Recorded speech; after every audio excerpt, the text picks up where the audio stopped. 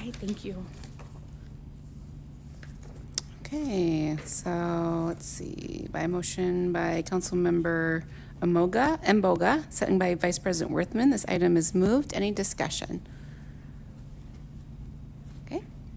See none. Oh, Councilmember Miller. Thank you, Council President. I just want to thank the members of the Sustainability Advisory Committee for this plan. There's a lot of great things in here. There's 3 pages of excellent ideas for the city, all things that promote a good quality of life here in Eau Claire. I'm particularly interested in like the natural planting areas, and then I know we have a lot of people asking about herbicides and pesticides in our parks, and that's on the list here. And then our species list, and to make sure we have a diverse tree canopy after the emerald ash borer has decimated a lot of neighborhoods here. So thank you to everybody on SAC. Great, thanks. Okay, no other discussions? City Clerk, please call the roll. Councilmember Brewster. Aye. Mboga. Aye. Miller. Aye. Otto. Aye. Reed. Aye. Serrano. Aye. Worthman. Aye. Berge. Aye. And that passes unanimously. Next, we have Eau Claire Nationals and Eau Claire Fury, right? Fury, sorry.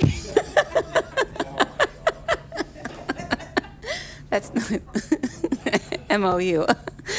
A resolution approving the city manager to enter a memo of understanding with Eau Claire Nationals Incorporated and Eau Claire, now I'm going to have it messed up. Fury. Regarding a donated project to add lighting to the baseball and softball fields at Jeffers Park. Mr. Newkirk. Okay, thank you, Council President Berge and council members. So the item before you for your consideration here on the agenda is an MOU between the city and then both of the groups as described, who are the main users of the youth softball and baseball fields at Jeffers Park. So I will go into a little bit of the specifics of what this is all about and the structure of the MOU. And then if there are any questions of us as staff, I'm happy to take them. And then we also have a representative from the groups here if you have any questions for them as well. Great. So in general, as described, Eau Claire Nationals and then Eau Claire Fury are the two main users of those 5 fields at Jeffers Park. They worked together with us as the city in the past to help create those fields, which do not currently have lights. And so ultimately where we're at now is a situation where those organizations have grown, and they have grown such that without adding lighting, they are running out of available field time to be able to use during their seasons. So the groups are now seeking to donate the addition of lighting for all 5 of the fields at Jeffers Park in a phased manner through 2030 as a donation to the city to help create additional field time at those fields. The groups have secured in-kind donations of licensed and qualified labor, and they are currently fundraising for costs of materials. So the MOU details provisions for making these lighting additions in a phased manner through 2030. It is not anticipated that all 5 fields would be lit all at the same time. The structure of this is essentially intended to create opportunities as they're able to incrementally raise funds to make a lighting addition as they're able to, as opposed to all at once. For each phase, the groups will be required to provide full plans and specifications of what is being proposed for the city to review, along with proof of funding to cover all of the associated costs with that proposed phase before they will be allowed to proceed. All permitting and inspection processes must be followed. Lighting will need to follow the newly updated lighting code specific to athletic field uses. We've discussed all of that with the groups, their understanding of those things. Whoops. At each phase of the project, the groups will be responsible for returning the grounds to their existing condition after the phase is completed. So specifically with the first phase of installing electrical lines and things within the ground, they will, as part of that work, be responsible for returning everything to its existing condition. Each completed phase will become city property, similar to other donated improvement projects in our parks.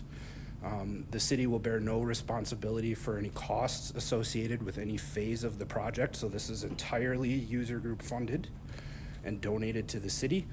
And then we did discuss responsibility for maintenance of the installed improvements and then utility costs associated with lighting. And the intention is for those to be incorporated into an update of those groups' use agreements for Jeffers Park, which we also need to do for next season. So the intention is that this is an agreement creating the framework for the groups to donate the improvement to the city, and then use and operations will be incorporated into their use agreements, which is a normal practice for us as well. So just to give an overview of what the location looks like, obviously this is back shortly after construction, but there are 5 youth baseball and softball fields there, fields 1 through 5. 2 of them are primarily youth baseball fields. 2 of them are primarily youth softball fields, and then field 2 is a shared field between the 2 groups. I believe the groups are intending on proceeding soon with the in-ground work, so the infrastructure necessary to, in the future, install lighting as they're able to, and then in a phased manner over time, once they're able to achieve sufficient fundraising, they would proceed with lighting fields, and I believe we've discussed that they would do it in pairs so that there's a baseball and a softball field lit at the same time, so that it's equivalent for both organizations. So with that, I'm happy to take any questions that you might have, and then we've also got a representative from the groups here as well. Great, thank you. Question from Councilmember Mboga. Thank you, Council President. Where is can I ask the representative a question, please? I'm sorry? The representative. Like The representative is Andrew Daniels right here. He's, I guess, representing both groups. You have a And then question? has also Yeah, been I have a assisting with the question. planning. Councilmember Mboga has a question for Mr. Daniels. Hi, welcome. Good afternoon. Good afternoon. Thank you for being here.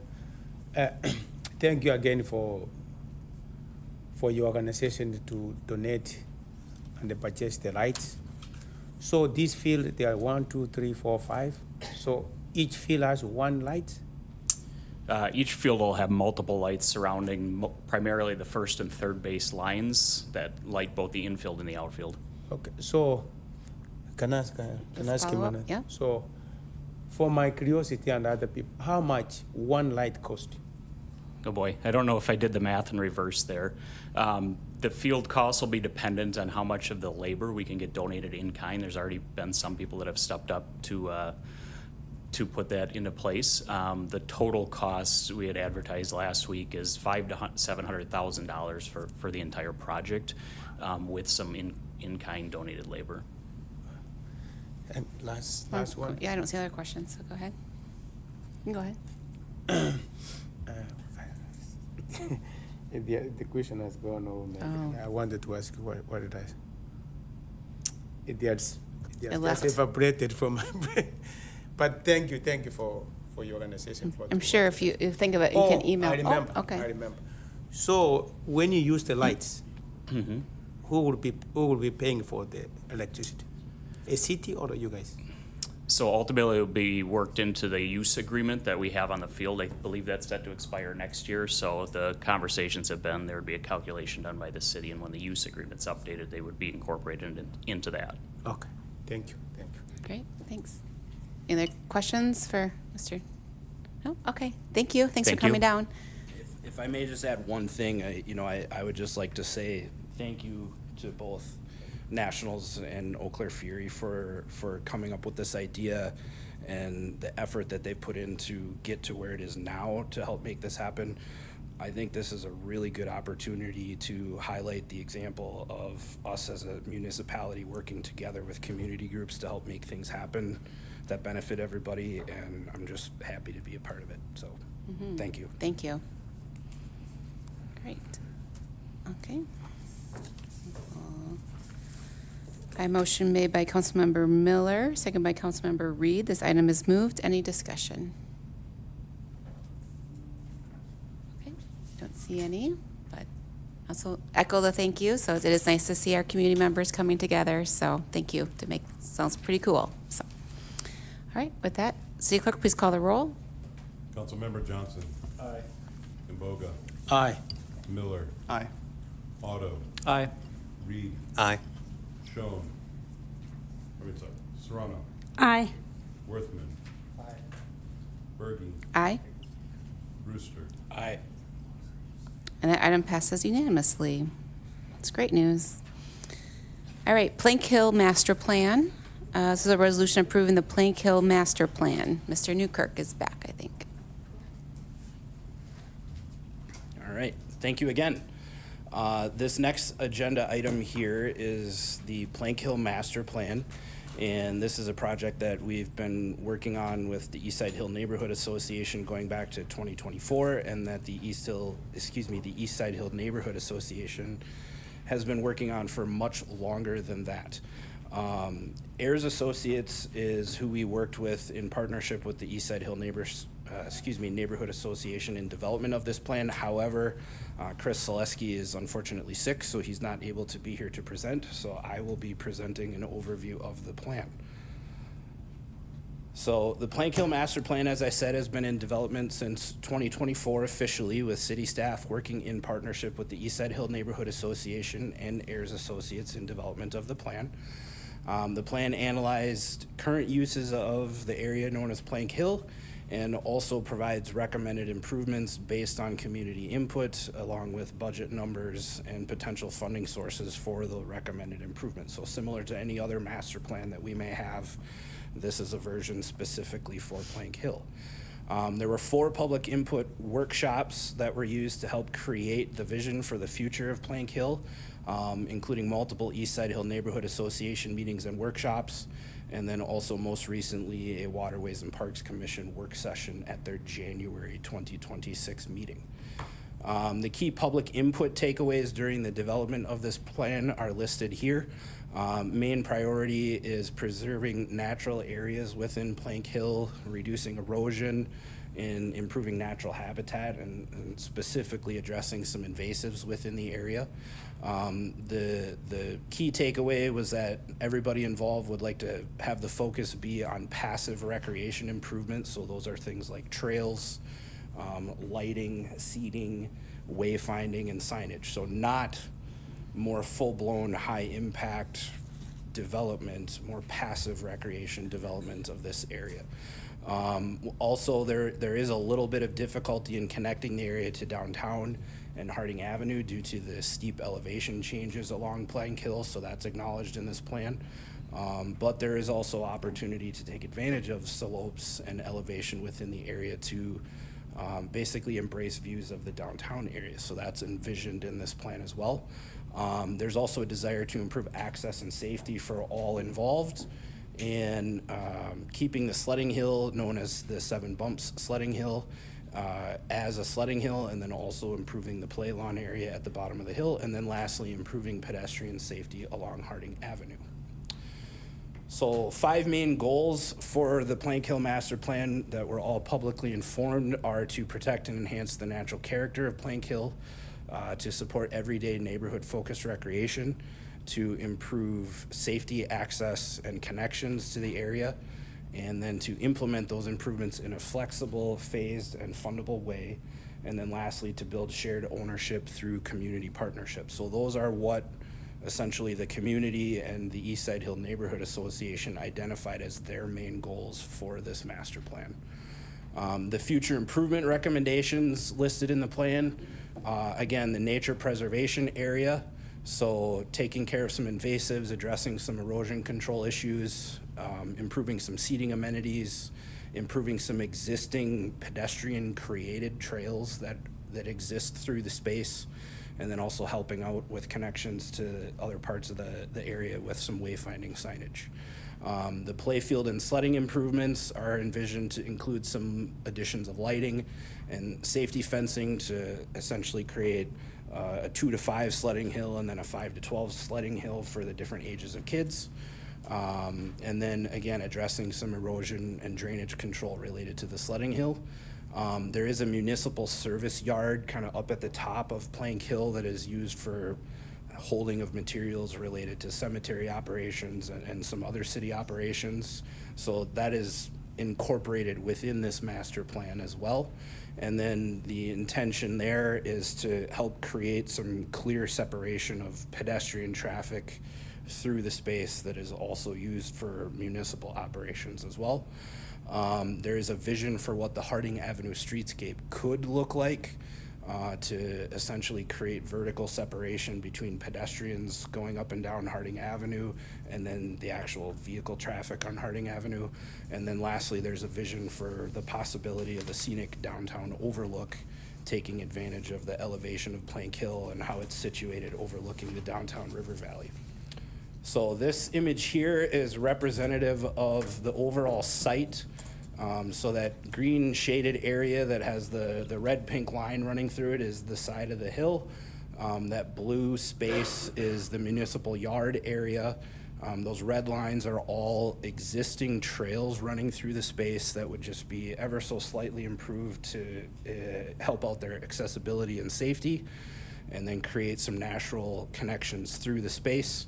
On the far east side is the 7-bump sledding hill that's already there. So the vision there is to essentially just create the age separation of different ages of kids, similar to how we would with playground amenities. And then to the west of the municipal yard area is sort of a natural spot where there could be an overlook overlooking the downtown area. So this is a cross-section of what was sort of envisioned with the potential for the Harding Avenue streetscape. And while this is included within the Plank Hill Master Plan, this type of project is something that would really be outside of Parks and Rec's sphere. I think that would be more in engineering and street improvement project world. But made sense as it relates to the pedestrian passageways through the area and then connections to the rest of the community. And then here is envisioning what an overlook could look like, overlooking the downtown valley from that location at the top of the hill there. So there's been significant public input in this project. Like I said, we had the multiple East Side Hill Neighborhood Association meetings. The Waterways and Parks Commission took a look at this with a joint workshop with the Neighborhood Association where we got a lot of final input. And we've worked all of those last revisions in. The East Side Hill Neighborhood Association has reviewed the plan and requested that the city adopt the plan. The Waterways and Parks Commission has reviewed this and recommended adoption. Plan Commission took a look at this last week and recommended adoption, and we're here to ask for your vote of adoption. So with that, if you have any questions, I'm happy to take them. Great presentation. Good job. Thank you. Any questions? Councilmember Miller? Thank you, Council President. Thank you for the presentation, Mr. Newkirk. You feeling great for Chris here tonight. So looking towards the end of it, has the unfun part, cost estimates, and but they are seem to be broken. Like you have nature preservation area, play field, streetscape, which would not be part of this one, service yard, overlook. So given the fact this would be a capital project and not operating, it's a little more feasible. How we do our capital, still make improvements to our parks, despite our operational challenges. Can this be done kind of piecemeal, like kind of pick and choose what might be done given the funds available? I mean, has that kind of thought been done? That look like what portion we could do given financial constraints? Yes, and actually we got input from the East Side Hill Neighborhood Association to remove any proposed timeline of the projects, basically to help create the flexibility for if the right opportunity arose and we could work together to make something happen. So the projects are categorized in basically buckets of how they might be most achievable with certain types of community involvement, whether that be fundraising, outreach and advocacy, or straight up assistance once the project is done, helping keeping a section of trail clean, which is already happening all over the community. And I think, as we know, the East Side Hill Neighborhood Association is very helpful with us in taking care of parks within their neighborhood. So there isn't a proposed timeline of when any of the projects would happen. They're categorized more in how achievable they may be, depending upon the level of partnership with the community. Again, and a follow-up question on that, did the Neighborhood Association kind of prioritize what their top ones are, or is it just kind of dependent on funding availability? I guess I would say I think the clear priority is with the 7-bump sledding hill, the nature preservation area, and the pathways, the trails through the space, as opposed to any of the other components. Okay, thank you.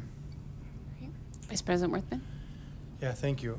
Just want to thank you for how this came together and all the work on this. I was able to attend some of the different visioning sessions at the Neighborhood Association. One thing while I have you is regarding the overlook area, which I've corresponded over a number of years about the fact that fill was being pushed up to the edge, which was not supposed to be happening, by staff there at the cemetery. And it was causing erosion, it was causing trees to die. And while it created a nice area to look out, it wasn't probably the best thing. So Yep. that area is gonna have to have special focus to rebuild the natural vegetation. In the meantime, I see that a fence has gone up there. And I wonder if that might be changed to something that's a little bit more friendly to the neighborhood association or the neighbors that walk through that area, which is like some big stones that just keep that area accessible still for people, but make it clear that vehicles should not be bringing fill out to the edge and dropping it off. Because this overlook, while I love it, it could be many years before that's ever a possibility. And in the meantime, so many people love to watch sunsets from there. So I just wanted to bring that to your attention. I'm trying to think if there's anything else. I love that this has been, when this originally came forward, it had the year marks, kind of a outline of when these projects should be funded. I love that it's broken down into like more manageable quantities, and I especially love the fact that there are neighborhood groups that are interested in doing some of this hands-on work of invasive species clearing, trail work, like our Corba folks, et cetera, and getting them involved in some of these lower budget things are awesome. So I'm hoping that our CIP has some of this integrated, in, at least the smaller dollar amounts integrated in this upcoming CIP. So Yep. thanks. That was more of a thank you than it was a question. Well, I personally can't really take much credit for this. This was started so long ago that I wasn't involved in the beginning, but like I said, happy to be involved, and it's been fun working with everybody to help get it to this point. Great, thanks. Councilmember Miller? Thank you, Council President. Another question I saw in the resources section, there was about 14 different grants that exist out there. I don't know how applicable any individual one is to this project. Going forward, would it be city staff that would be looking at this one, or would be maybe the neighborhood association also doing this? Or who would be in charge of pursuing these grant opportunities? Would that be kind of a shared, or they kind of split up, or? I think it's something that we would work together with the neighborhood to strategize when we decided we wanted to try to make any one of the components happen. I neglected to mention, we do need an adopted plan for eligibility of DNR grants related to these things, so similar to our core plan, we need that. But I think there's plenty of opportunities for multiple entities to be the entity trying to achieve a grant. Okay, thank you. Great. I don't see other questions, so thank you. Thank you. So, by motion made by Councilmember Otto, second by Councilmember Serrano, this item is moved. Any discussion on this plan? Councilmember Otto? Oh, thank you, Council President. Just want to say I'm really glad that this is coming forward to the City Council and that we're not committing funds. We're really giving the opportunity for funds to be raised, and it's a long-term project. Another thing about this is, well, I've been involved in it since before being on council. There's also a public safety element. Right now, there are a lot of informal trails out there, and there have been issues with clear-cutting patches of the forest, and I think this will be really good all around. So, thank you for bringing this forward. Thank you. Councilmember Serrano? Thank you, Council President Berge. I just want to say I love this. I know it's a lot of work and it's been a long time coming, but I think it's great to have this plan. Vice President Worthman? Yeah, I just want to do a special call out to our neighborhood president, Chad Roenkamp, who's here today as well, and the Neighborhood Association for a ton of involvement in this. There were just so many people, and it's really positive stuff when you get neighbors engaged and involved and dreaming up how to make a better neighborhood, you know. And to me, that's probably one of the most important things here, is that it has that kind of buy-in from people who live in the place. I think the only other thing I want to add here is one of the things that I've noticed as someone who walks that area and I live a couple blocks away, is I think it's really important that we center this idea of respecting the land itself. That place, it's by a cemetery where people are buried. For thousands of years, it's been an important place for indigenous communities, that specific hillside. It's actually a dune, which is a special feature in its own way.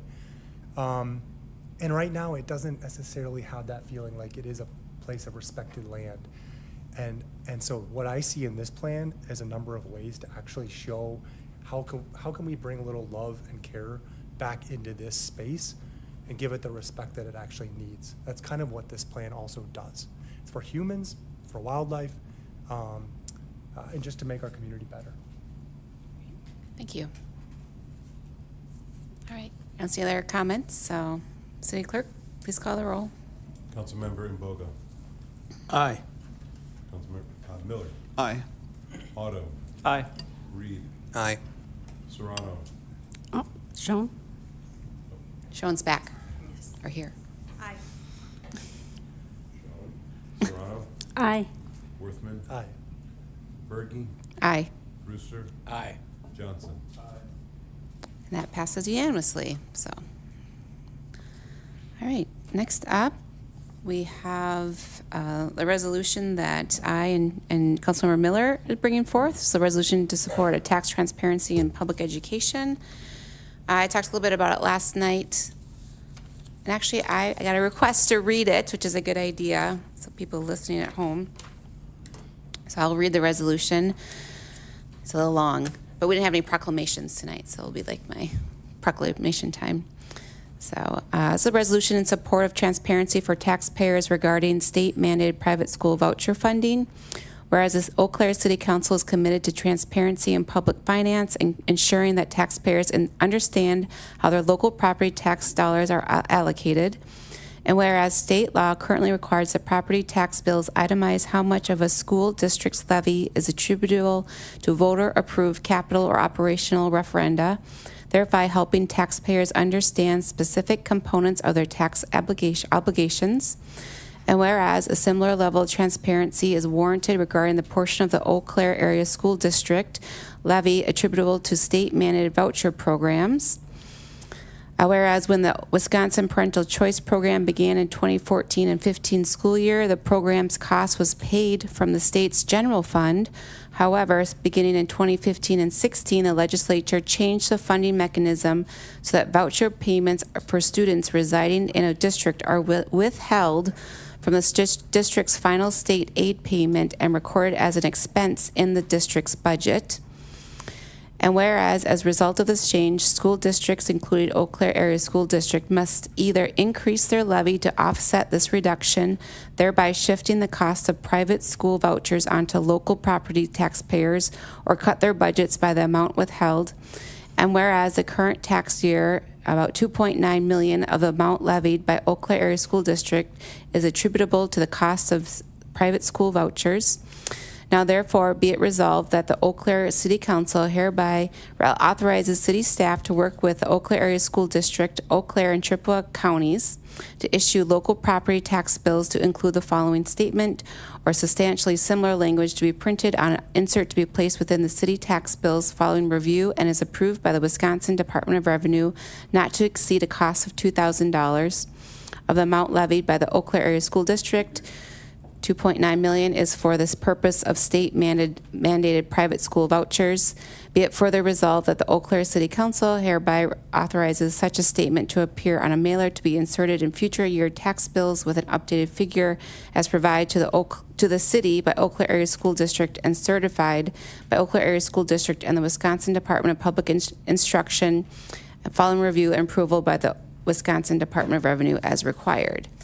So that's what we came up with, and I will say to remind people, I said this last night, that we did meet with the school district, we've met with county staff and city staff to talk through this, so it's actually a really great meeting, and it's been really good working with everyone, and again, it's about just transparency about where our public dollars are going.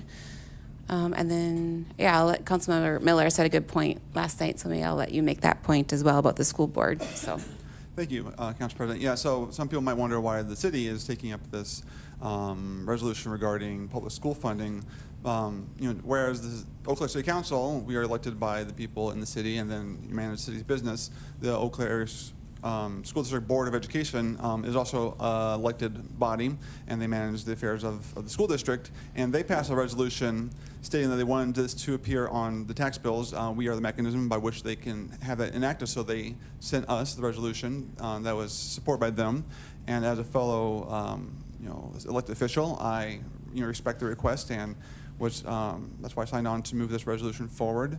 And in that long resolution, the paragraph that really stands out is that when the program for Wisconsin Parental Choice started in 2014, that came from the state general fund. So the schools got their money, and then from the state general fund, they got their money. But the very next year, that money then came out of the school's funding. So if the city of Eau Claire got our share of revenue from the state, but then we were mandated to give $3 million to something else, I would want people to know that.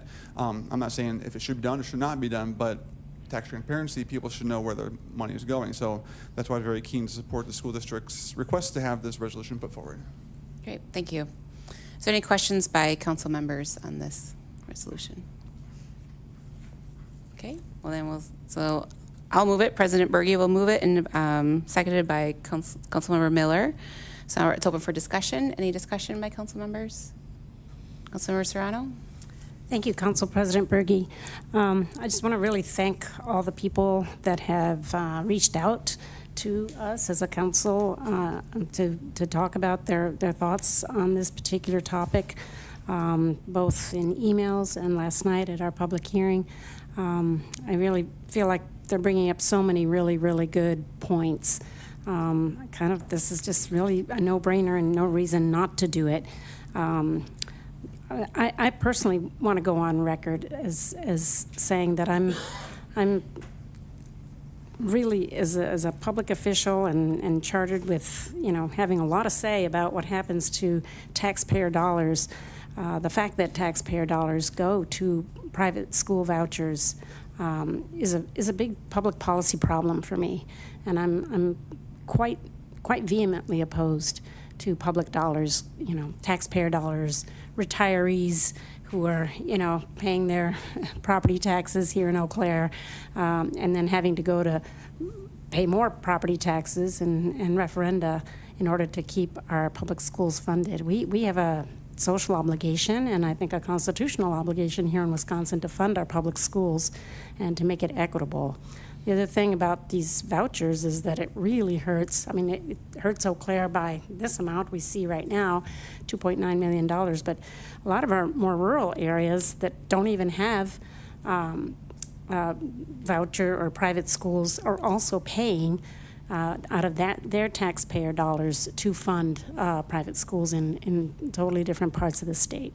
So it really just does seem to be a drain for especially our rural areas, and I think it really hurts our public schools. So I'm happy to at least show the transparency and hopefully get the public to really start digging into kind of all the real mechanisms behind and the motivations behind a lot of this interest in transferring funding of public education to, transferring public education funding to private entities. Thank you. Okay, thanks. Councilmember Schoen? Thank you, Council President Berge. I just wanted to say I'm excited to support this resolution. I really appreciate the work of both of the movers of the resolution. I think we spend a lot of time, us as a council, talking about affordability in the budget, and I appreciate, although this, as Councilmember Miller pointed out, is distinct and unique from our budget that we're managing, it still impacts affordability for the people in our community, and I find myself talking about this a lot actually with my constituents when they have questions about property taxes increasing, and the direct tie here I think is really important, and so I really appreciate that for all of our constituents this will be a lot clearer, and I just really appreciate the work. Thank you. Yeah, great, thanks. Any other comments? All right. City Clerk, please call the roll. Councilmember Miller, Aye. Autumn. Aye. Reed. Aye. Schoen. Aye. Serrano. Aye. Worthman. Aye. Bergy. Aye. Brewster. Aye. Johnson. Aye. Imboga. Aye. That passes unanimously. Okay, on to Stormwater 2025 Annual Report. Councilmember Schoen is leaving the, what's it called, abstaining, so. So resolution accepting the Stormwater 2025 Annual Report. Director Ness. Good afternoon. Good We'll go afternoon. through Monday's presentation to get to Tuesday here. The city of Eau Claire is one of more than 200 cities, villages, towns, or counties within an urbanized area required to have a municipal separate storm sewer system permit.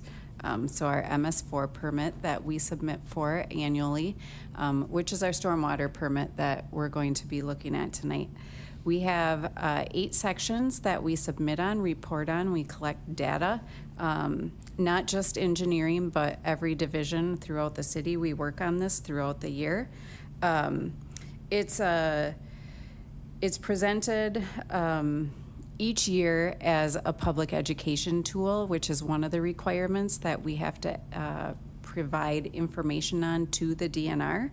And I use this opportunity to help submit and meet one of the requirements.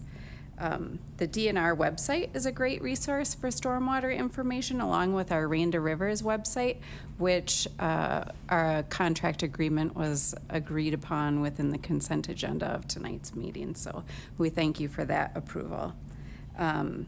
When it comes to stormwater runoff, what is stormwater runoff? We think of rain and snow melting off roofs, roadways, pavement surfaces, and running into our rivers. It's really monitoring what is going into our rivers. So what's going into our storm sewer system as well. We look at the developed areas covered by the buildings and parking lots that don't allow the water to soak into the soils, and how does that water get to our storm sewer system? Typically, those pipes run either directly into a local waterway or a nearby waterway, or they run into a treatment type of facility, which could be a rain garden, a swale, a ditch, a wet pond, an infiltration pond, or some type of bioretention system. So this slide shows 2 of the topic areas that we have to report on to the DNR. So construction site pollutant control, so looking at erosion control on construction sites, making sure that we keep the soil and the water on the site that is supposed to remain on site. And then also post-construction stormwater management and looking that those best management practices were installed appropriately and that they are accomplishing the sediment reduction that we're looking for them to complete. These are the remaining items that we report on. You can see the street sweeper. Our community services group is in charge of street sweeping, but they're also in charge of snow removal. Both items that occur on our streets that we track the amount of salt and sand and types of liquids that we use to help dissolve the ice and snow during the winter months.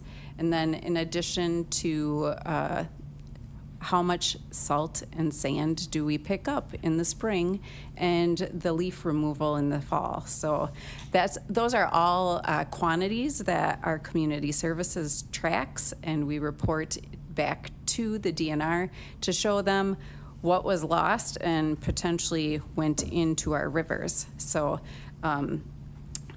lots of information that we collect, and we're working on improving those processes and actually collecting more data.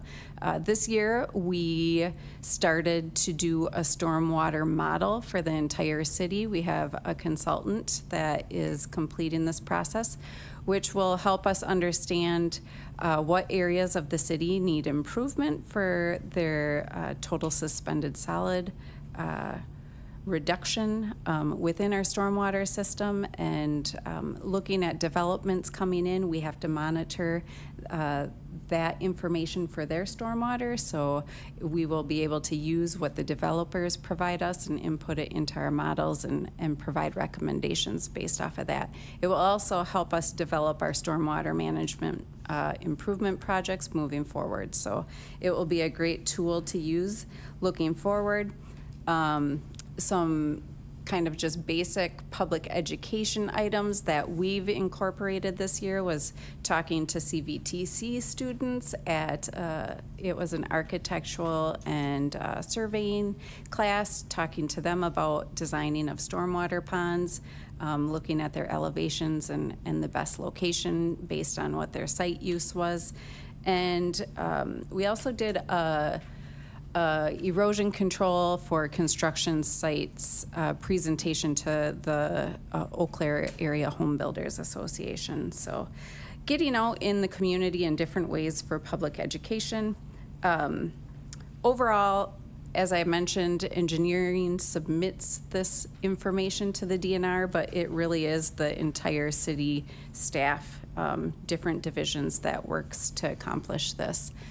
And then lastly, kind of what can we do to help improve our stormwater runoff? I'd say really know what your pollutants are and where they're going. If you see a piece of litter or trash in the roadway, on the sidewalk, in the streets, pick it up so it doesn't flow into the inlet, into our stormwater system, and end up in our river. This is just a general slide that is on the Rain to Rivers website, but a very informational graphic that we use at a lot of different presentations that we provide. So anything related to the stormwater report that you have questions on that I can answer, or otherwise I think that's all I had for Looks that. like Vice President Worthman has a question. Thank you, Council President. You're welcome. Director Ness. So my question is around, I think about cities, cityscapes, hardscapes like roadways, parking lots, gas stations, all the places that accumulate sand, oil, salts, all the things that eventually end up in our storm sewer and going down to the river.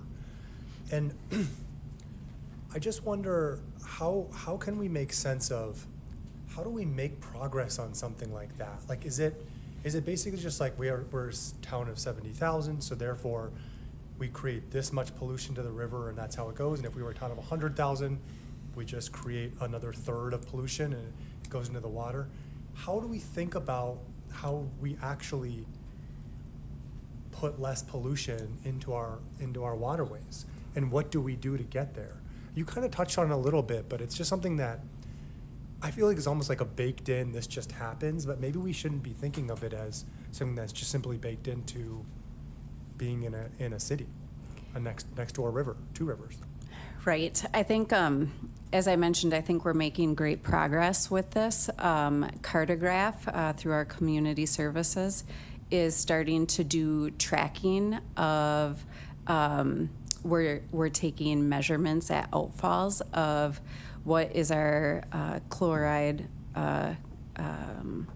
parts per million at this outfall, and doing that on a regular basis so we can monitor it and get a baseline of our outfalls, and then tie that back to our overall stormwater system. If we can identify areas of high pollutants, then we can start to address where is that coming from. So looking at it from the overall just monitoring of the system, we're looking to do that moving forward. But then additionally, with any new development, The city is required to look at our stormwater treatment with changes to our streetscape.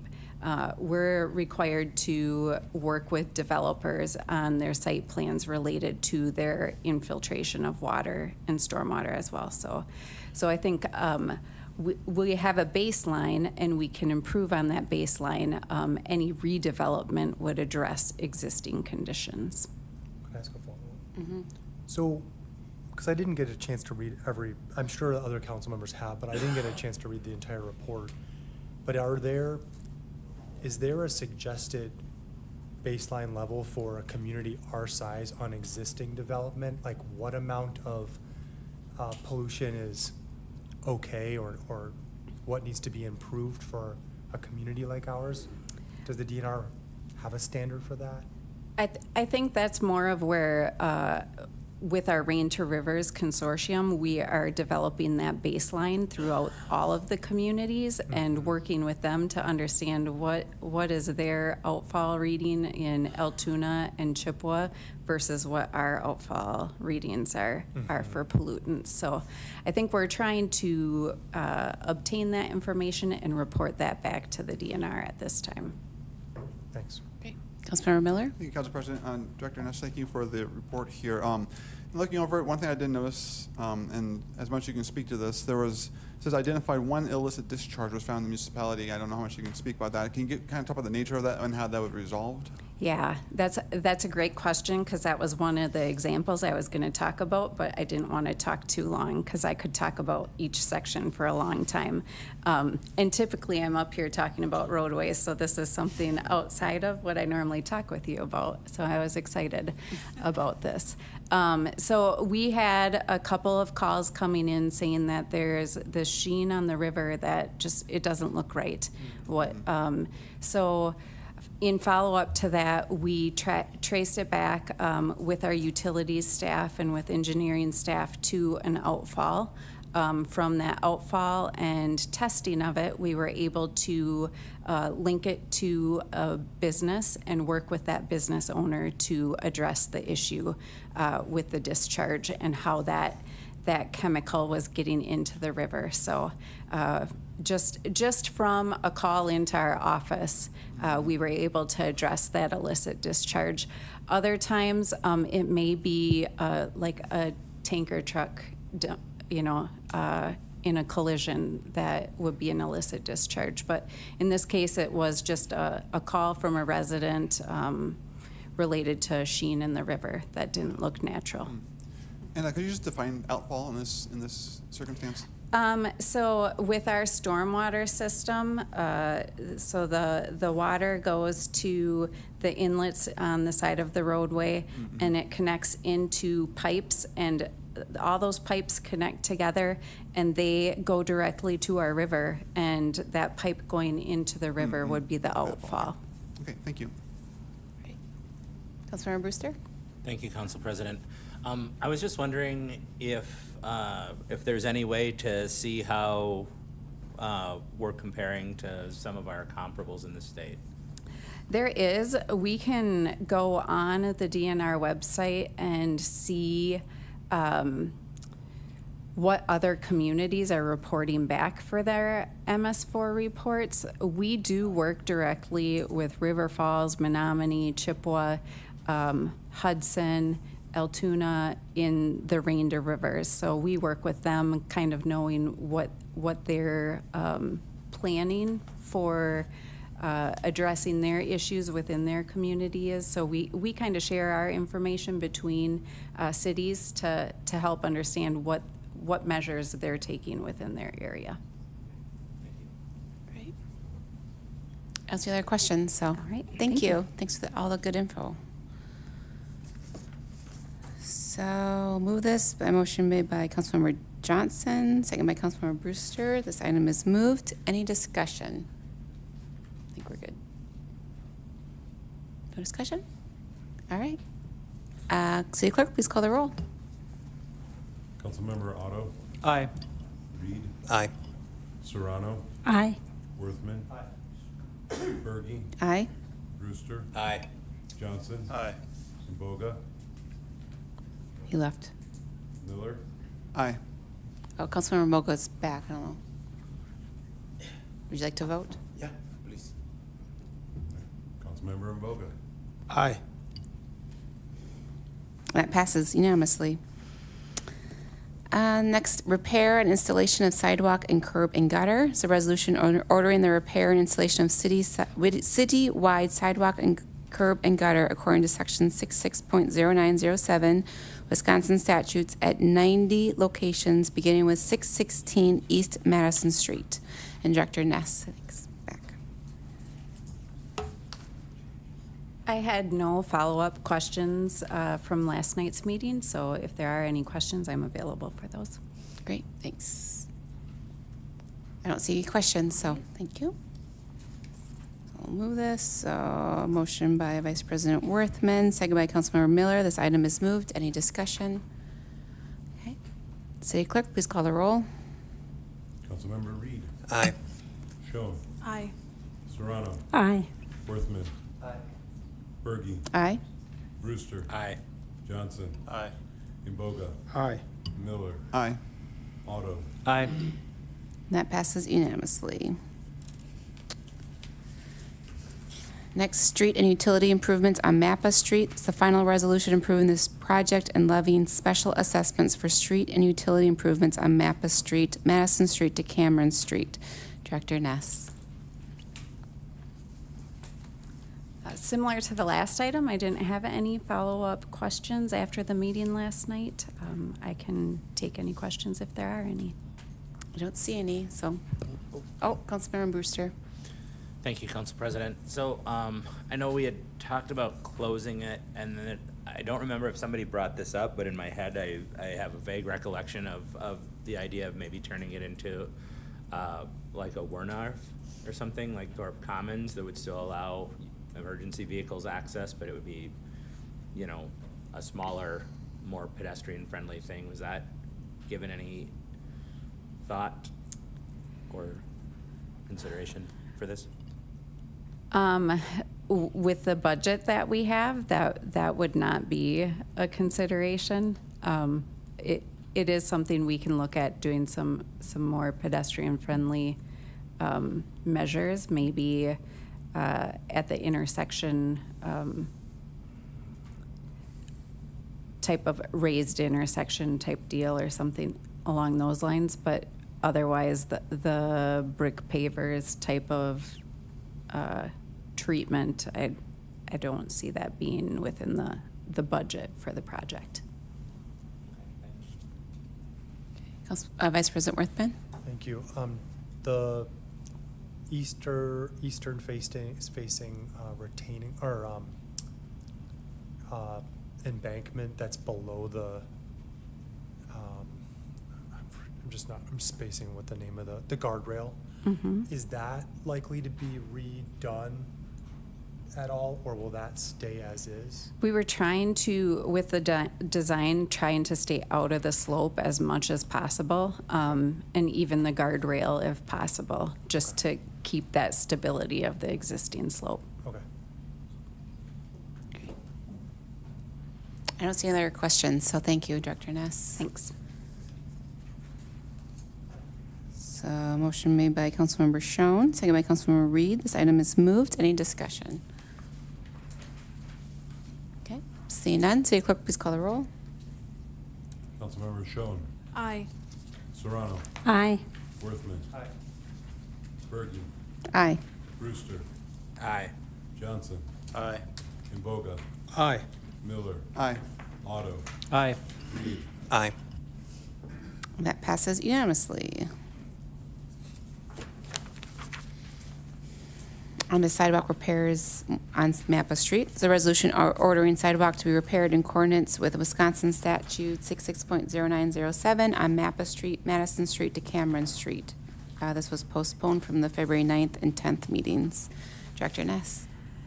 This is directly related to the last agenda item and just approves the replacement of existing sidewalk on the project. Great. I don't see questions for you, so thanks. So a motion made by Councilmember Otto, second by Councilmember Serrano. This item is moved. Any discussion? Okay, Seeing none, City Clerk, please call the roll. Councilmember Serrano. Aye. Worthman. Berge. Aye. Brewster. Aye. Johnson. Aye. Imboga. Aye. Miller. Aye. Otto. Aye. Reed. Aye. Schoen. Aye. That passes unanimously. Next, subdivision infrastructure agreement with Cypress Street. This is a resolution authorizing the city manager to enter into a subdivision infrastructure agreement with Cypress Street LLC for street and utility improvements within Cypress Street townhomes. Director Ness. All right. This is a subdivision infrastructure agreement that is located just north of the Oakwood Mall area, west of 53, and west of Hamilton Avenue. Hamilton Avenue, we have jurisdiction over. Elf and Cypress are within the town of Washington. Previously, the Plan Commission approved a site plan for this in 2023. The subdivision infrastructure agreement outlines the installation of city water, the construction of city water, and then within a utility easement on the parcel itself. So really just describes the construction that would need to occur to meet the city standards of the water main through the parcel, and is consistent with other SIAs that we have brought forward to you. The city would plan on taking over the water main after it is constructed. I can take any questions related to this. I don't see any questions. Okay, Councilmember Brewster. Thank you, Council President. I'm assuming, but maybe you can confirm, that when we do have a private company building a main for a private company that we will then take over, that there's inspections and all that sort of stuff that is done by staff on the regular? So within our agreement, they have an engineering firm that is doing construction inspection on the water main that is being installed, and it has to meet the city standards. So they do the inspection, they do the reports. We televise the utility once it's installed, and we accept it if it is constructed to our standards. Okay, thank you. Great. I don't see other questions, so thank you, Okay, Director Ness. thank you.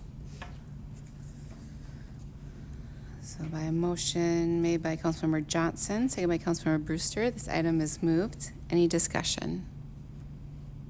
Okay. See none, City Clerk, please call the roll. Councilmember Worthman. Aye. Berge. Aye. Brewster. Aye. Johnson. Aye.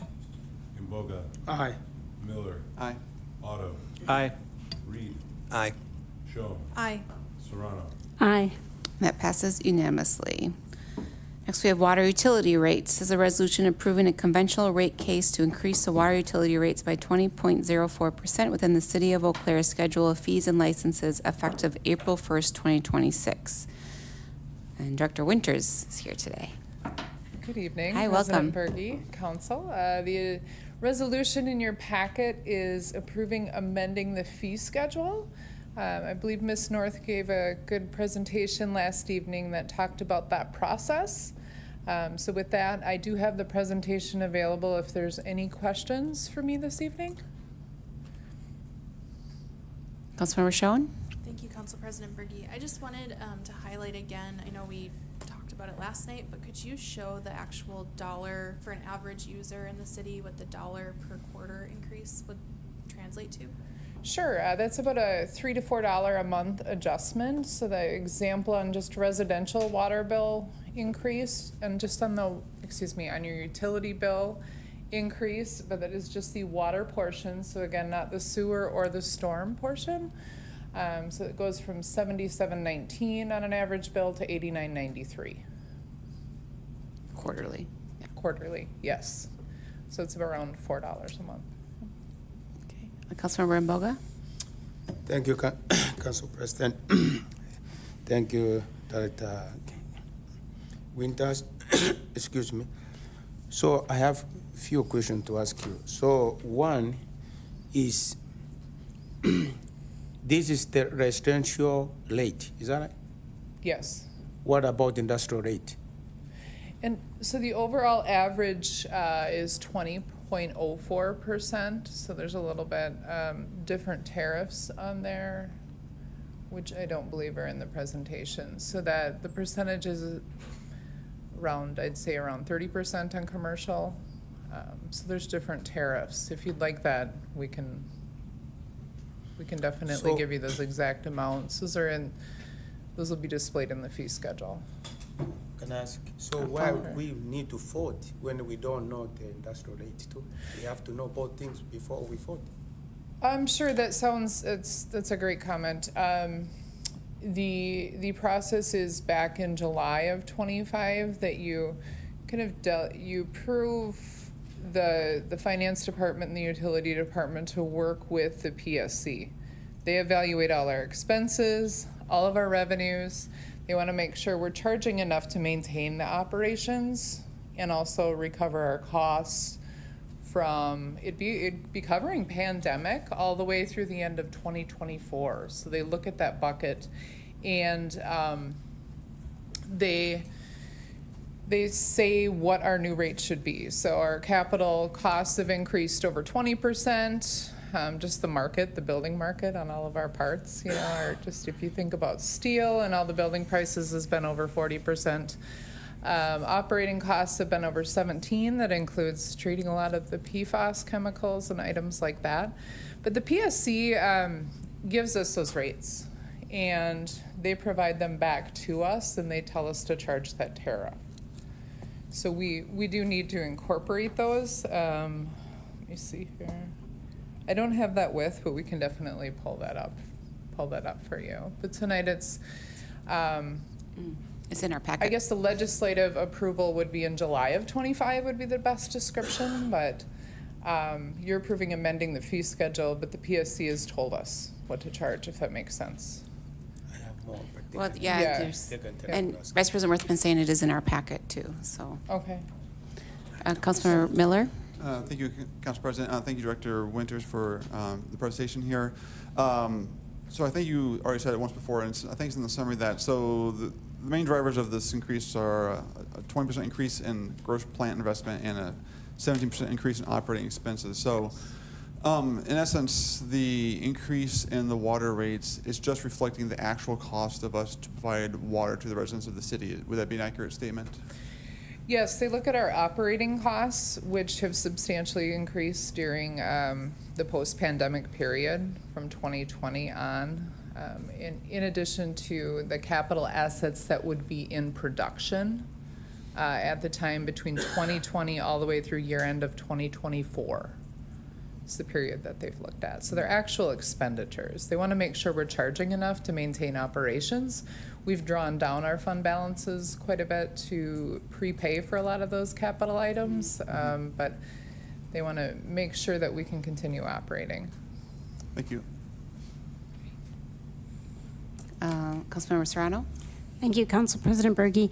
Director Winters, could you just remind us again about the PSC process? And I believe there was a public hearing held in January, and just kind of the, how that gets publicized. I think there's some narrative out there in the public that, that this is a big surprise and we didn't have an opportunity to voice our concerns. I was actually on this Zoom call in January.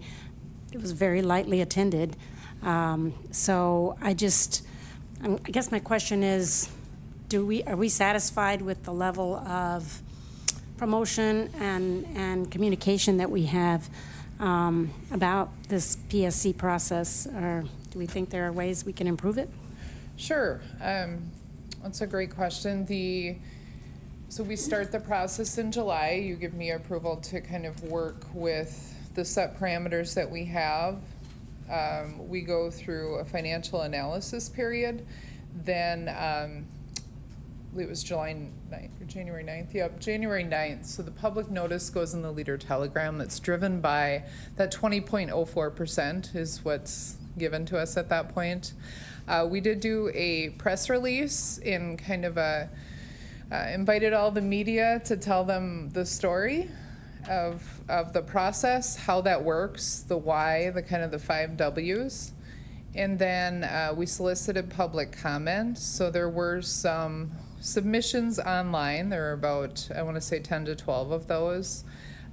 You're correct, then the public hearing that the PSC holds is not very publicly attended, but we did attempt to get feedback. We went the extra mile this year, and so yeah, those are the sessions that were required, the PSC would require us to have. Thank you. Yep. Councilmember Otto? Well, thank you, Council President. Thank you for this presentation and your hard work on this. Just so I'm clear, we have no control over the rate, right? Like, we can't raise it if we felt like we couldn't lower it any lower. Is that correct? Sure, I would love to keep those as low as I could.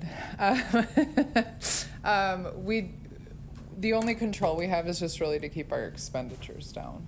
And we've worked really hard on that side of it. So no, I hate to tell you, I have no control as a legislative body. That's something I want to say, but we have control in the beginning when we set that structure. Sometimes our decision points are, do we want to do a 2-step or a 1-step rate increase? So I worked with Ellers this time, but just kind of the pros and cons of that and the fiscal impact to the residents. So that maybe is a control point that I worked on. But we made the decision with the least impact to the residents and brought that forward. But at this time, know that percentile, once after July of 25, when you start that process, you're set with what they're giving you, unless there's an error. Excuse me. Yeah. Okay. Vice President Worthman, you haven't spoken yet. No. Do we have any idea roughly how many accounts fall into these different buckets of residential, multifamily residential, and non-residential customers? Is that broken down in a rough number, like 1,000 of these, 30,000 residential, anything like that? I can. If not, it's not. If Lane can help a little bit. We were discussing that today. I'm just curious what the base, like, rough numbers of different accounts. I want to say there was about 30,000 total accounts. Residential. We didn't discuss commercial though. I came up to deliver no news. I don't. I was so excited. Oh, Moral here he comes. support. So I'm disappointed. I don't know it off Bring the top those, of my yeah. head, but we can easily gather that for you. So Yeah. it is broken out into residential, commercial, and industrial. So we can get you the numbers. I just, off the top of my head, I don't know. So. I brought statewide Thanks. percentage increases, but not number of parcels. I apologize. Councilmember Schoen. Oh, I'm sorry. I was going to go to Mboga next. Sorry. No, Sean can Okay. go. Okay. I Councilmember will Schoen. yield- I Okay. can yield to you. Okay. Thank you, Council President Berge and Councilmember Mboga. My question, I think, is maybe brief. So, thinking about 20% increase, I think a lot of our community members are feeling like sticker shock. 20% is a lot. I know that looking at the actual dollar per month or per quarter charge is, I think, hopefully gives some people peace of mind. It's a few dollars a month impact to their wallet.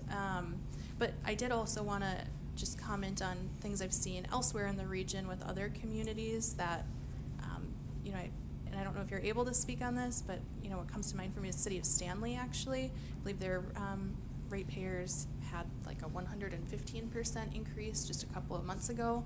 And so I'm wondering if you could just help our whole community. I know 20% feels like a lot. Constituents have reached out to us asking, could you do 2 10% increases in lieu of 1 20% increase all at once? But I think just putting it in the context of other communities that maybe are foregoing these type of 20% increases, what would the alternative look like? Are you able to help us understand this in the context of other communities in the region and the types of increases their consumers are seeing? Sure. It's a great question. The PSC has simplified rates cases available for you. So every year you can kind of capture your CPI. They have conventional rate cases to assure stability in the water utility, but also the customers are charged fairly. Each municipality is doing something different as far as capital projects. and they're really conscious of their funding. I'm looking at it from a funding standpoint where, you know, want to make sure we're charging enough to have that reserve in case there's an emergency. But the PSC kind of guides you like, okay, you can't do any more of these cost of living or CPI simplified rate cases until you do a conventional, because we want to take a deep dive into your expenditures and revenues. So if you're not doing those every 5-year conventionals, they will highly encourage and almost force you to do that, because they won't allow you any more simplified. And the goal is to consistently keep up with those, so we don't have to do those large 115% increases like Stanley, or I believe, you know, just our neighbors were close to 40% in Altoona. So there's, but it's depending on your capital projects during that time period too. That's kind of the main driver of what did you do in that last 5 years.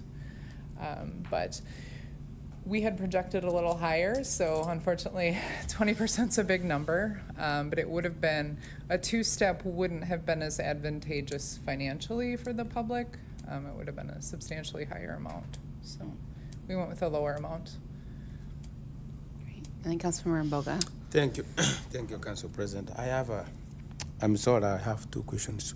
One, in a utility bill, we have water, sewer, and the storm water, is that it?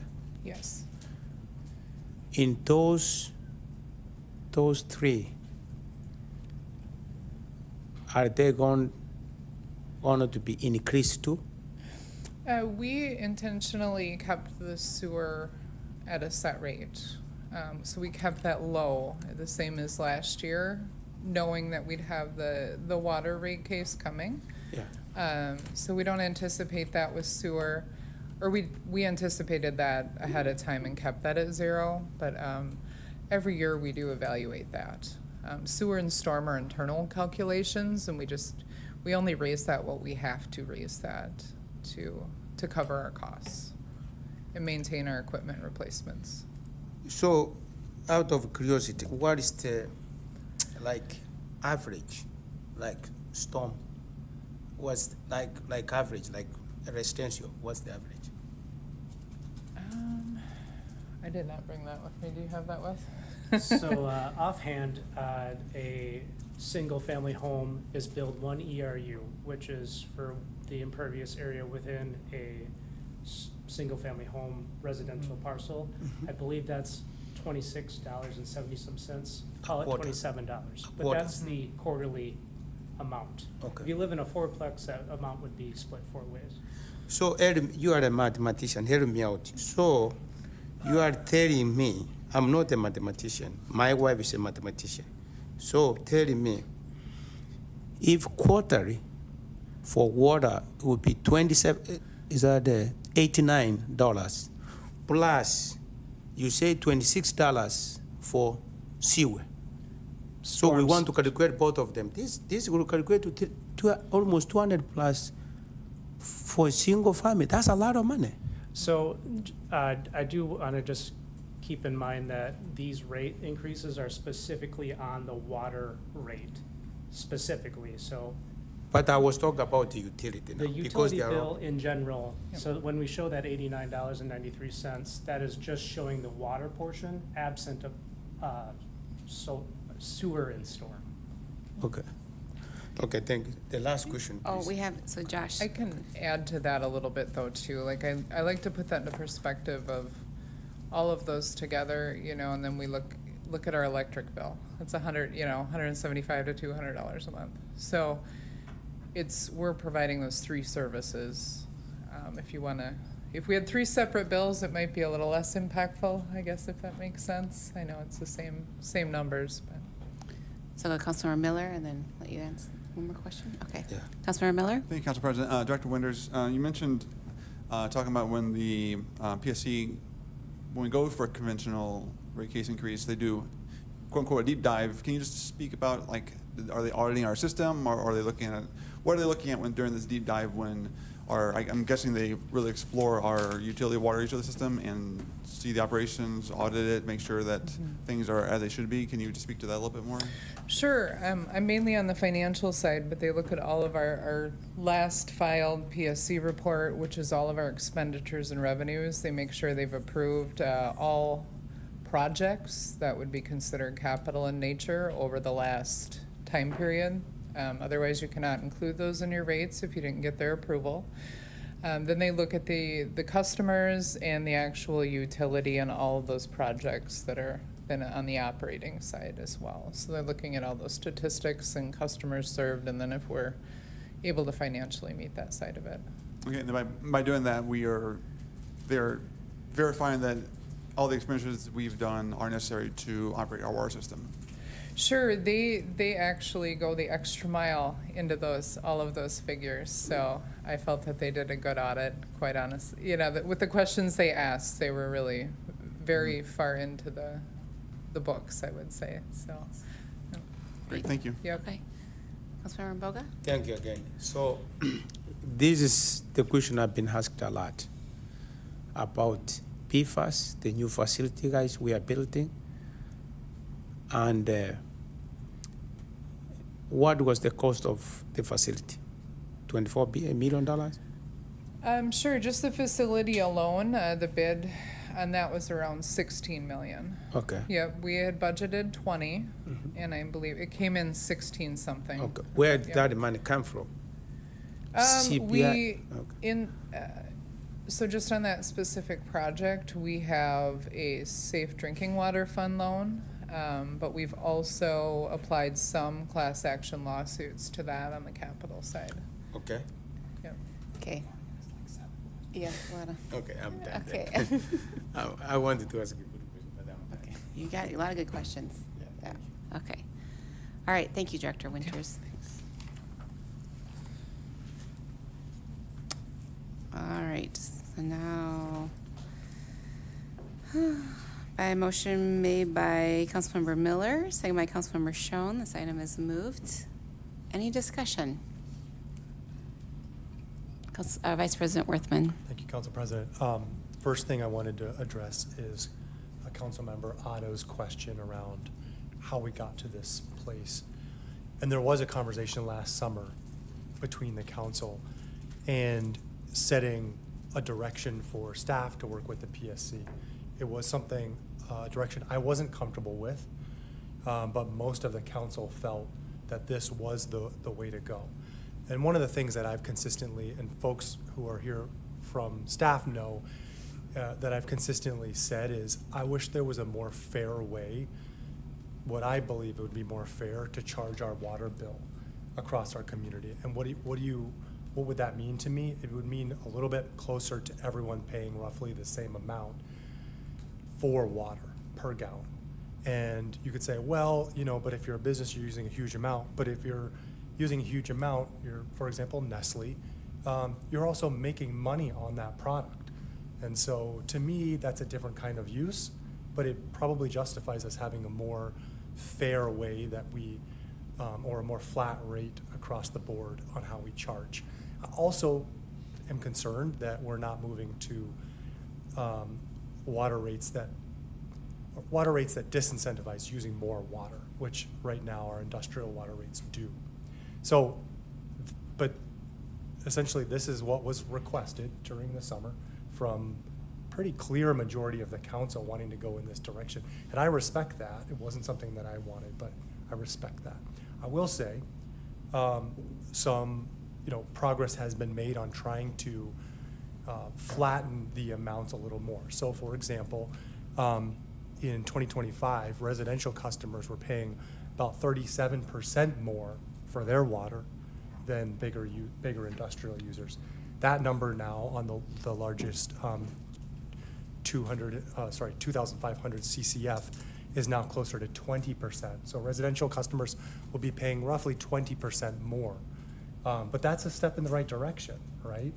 I think that's just something I want to continue to watch as we go as a council, is having those policy discussions on what is fair, what is water being used for, And how much should each user be charged for that water?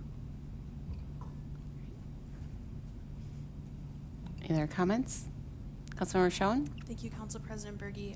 I want to just acknowledge that I know people are really concerned about this, but I wanted to just read an email I got from one of my constituents on the north side that offers maybe a different perspective that I just hope council members know is out there.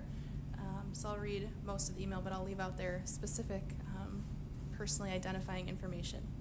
Good afternoon, Jessica. I hope this email finds you well. My name is blank. My wife and I both live at blank. I recently read about the municipal price increases for residential water and the forthcoming vote. I wanted you to know that I support a price increase for utility improvements that benefit the city. Better utilities and infrastructure will always have my vote, as it directly benefits the users of said facilities, so long as the improvements are reasonable and targeted. Thank you for your time and attention to this matter, and I trust you will represent our district honorably in this regard. So I just wanted to share that I know that a lot of our constituents do understand the big picture that we're grappling with as a community, and that Wright PSC took the time to investigate the different investments that have been made into the water utility over the last 5 years. And I do feel confident, right, that this proposed rate increase reflects both reasonable and targeted improvements to continue providing the community clean and safe, healthy drinking water. So I'll support this resolution. Thank you. Great. Thank you. Other comments? I'll mention too that there is, what I heard last night and again from Director Winters is the PFAS correlation or causation, I guess is the right word, that, while this isn't covering our capital expenses, but there is increased operational expenses, which is this, so this will actually allow us, it covers our costs for providing PFAS-free water for the city of Eau Claire residents, so, which I think is, it's good, so. All right, City Clerk, please call the roll. Councilmember Berge. Aye. Brewster. Aye. Johnson. Aye. Kimboga. No. Miller. Aye. Otto. Aye. Reed. Aye. Schoen. Aye. Serrano. Aye. Worthman. No. And that passes 8-2. Okay. Excess land and transfer is the resolution declaring land within the village of Lake Hallie, parcel number 22809-261, oh my gosh, it's a long number, 110555000. Excess land authorizes transfer by quick claim to the village of Lake Hallie. Mr. Lee. Good evening, Council President, City Council members. Pretty unique situation within this resolution is before you tonight. This resolution will declare land within the village of Lake Hallie's jurisdiction as excess and allow for the transfer of part of the Old Abe State Trail to transfer ownership to the village of Lake Hallie. The area in question is along County Highway 00 between 110th Street and 30th Avenue in Lake Hallie. In order to accomplish this, there will be recording of a quitclaim deed and a maintenance agreement will also be recorded for the trail. With a passing vote this evening, I will have the area surveyed for a legal description of the area in question, since the parcel is partly in the city of Eau Claire's jurisdiction and partly in Lake Hallie's jurisdiction, and we will retain the city of Eau Claire jurisdiction portion. The village of Lake Hallie has reviewed the quitclaim deed and the maintenance agreement and found them acceptable. The Waterways and Parks Commission recommended the access land declaration, transfer, and maintenance agreement on February 25th, 2026. The Plan Commission recommended the items on March 2nd, 2026. Is there any questions? No questions. Thank you.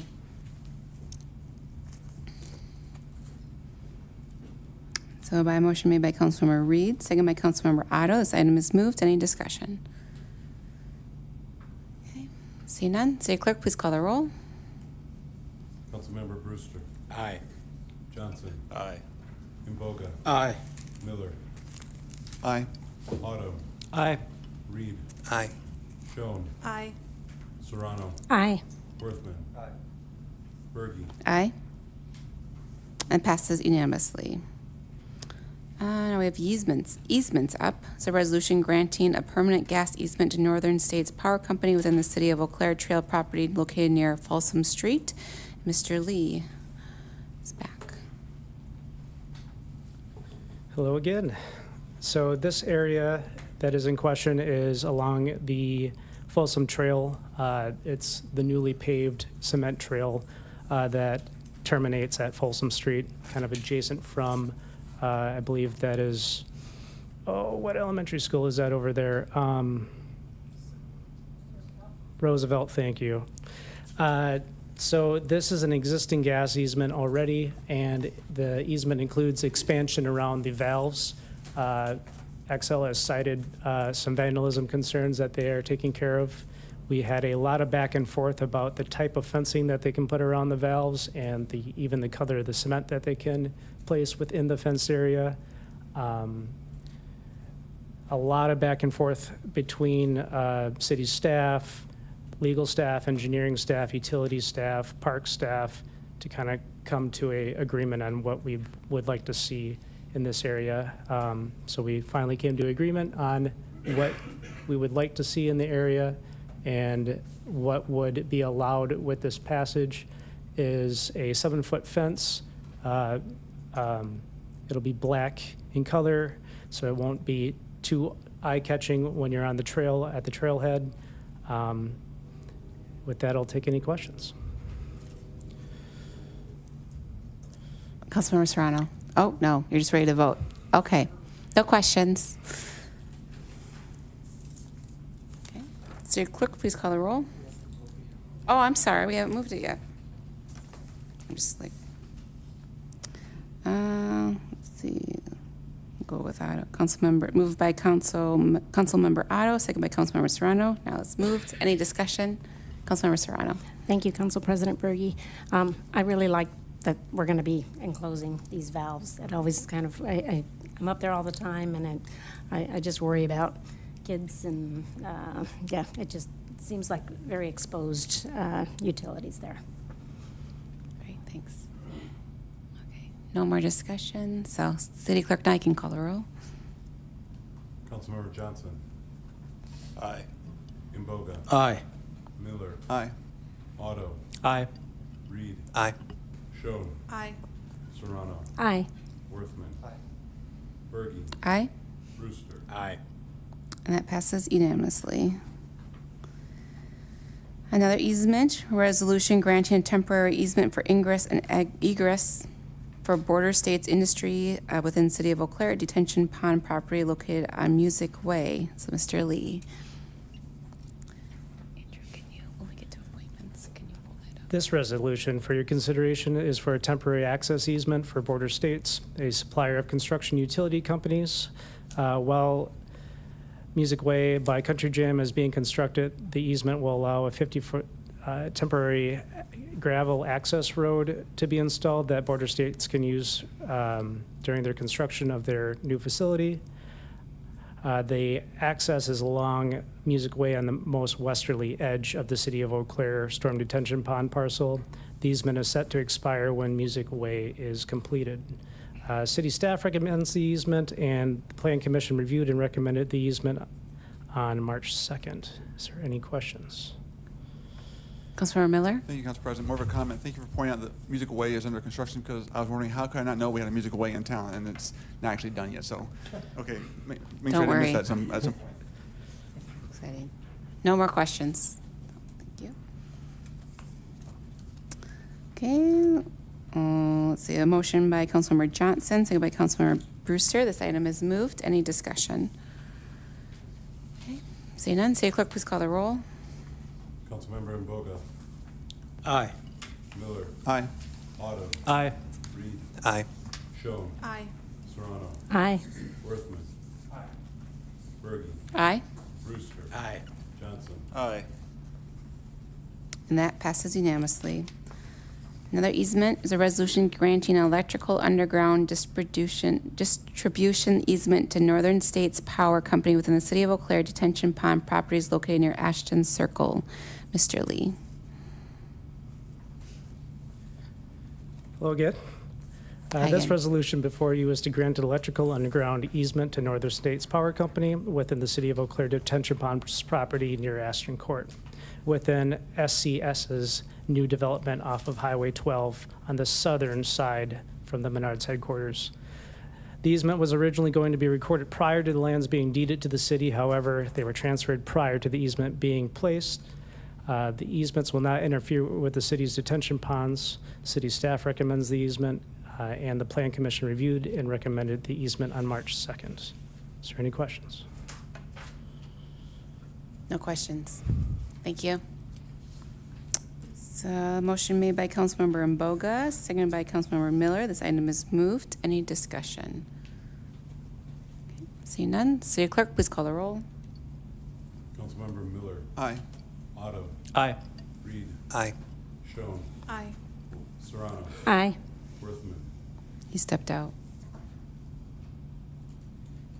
Bergy. Aye. Brewster. Aye. Johnson. Aye. Imboga. Aye. And that passes unanimously. Okay, then our final easement. So, a resolution accepting a permanent easement from Cypress Street LLC within parcel 15.-4565. Mr. Lee. Good evening for the last time. Yep. This resolution will accept a permanent utility easement from Cypress LLC at the corner of Cypress and Oakwood Hills Parkway. This easement is in conjunction with the subdivision infrastructure agreement on tonight's agenda that you heard earlier. As of today, we have a new easement language that addresses the back and forth that the city had with the developer related to possible damage to the private roadway. I've passed out copies of the easement before you. The easement will allow for the city to maintain water mains under the private roadway to maintain and protect the distribution network. City staff recommends the easement, and Plan Commission reviewed and recommended the easement on March 2nd. Is there any questions?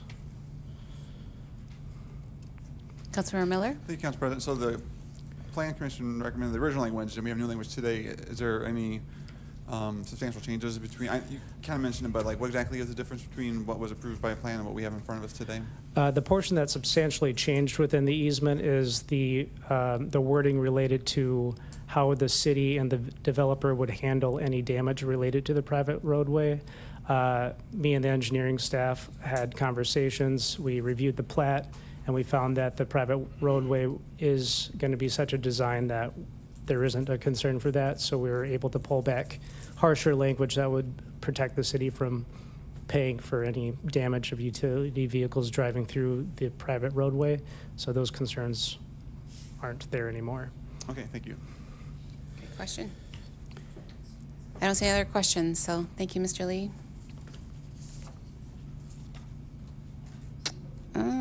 So let's see. I don't know where I left off. I think we'll go. Motion by Councilmember Schoen, second by Councilmember Reed. This item is moved. Any discussion? Okay, seeing none. City Clerk, please call the roll. Councilmember Otto. Aye. Reed. Aye. Schoen. Aye. Serrano. Aye. Worthman. Aye. Bergy. Aye. Brewster. Aye. Johnson. Aye. Imboga. Aye. Miller. Aye. And that item passes unanimously. Okay. Next page. City Council vacancy. This is a resolution approving the process to fill a vacancy on the City Council. City Clerk Kerner went over it last night, but you have anything else to add? I don't have anything to add unless there are questions. Okay, is there any questions, especially people that weren't here? Councilmember Mboga? Thank you, Council President. Just for curiosity purpose, is this vacancy up? Have people started applying? Oh no. Not yet, since there isn't a process approved, though I have received one email about it. Okay, thank you. Okay, great. Councilmember Miller? Thank you, Council President. What would be the mechanism? So there are three options on the resolution. Is the way that we do it that we just go around, after discussion, vote on the ones in whichever one receives, does it get a majority or a plurality, or how does that work? I think you Do you can know? pick the one you want to do and vote on that one. So we make a motion to, Oh, okay, so bring one forward, and if one gets a majority, then that would pass then. Yes. And I got the finger of approval from the city attorney, so I think we're good now. We're all straight now. That's good. Okay, any other questions on the process? All right. By a motion made by Councilmember Otto, seconded by Councilmember Serrano, this item is moved. Any discussion or thoughts on? Well, yeah. Well, we have to discuss it first, so the process to fill. Councilmember Brewster? Thank you, Council President. It seems to me like there's only one of these that makes a good amount of sense. Since having a special election in the fall would mean that the person would only serve for a few months before they would have to go into election mode again.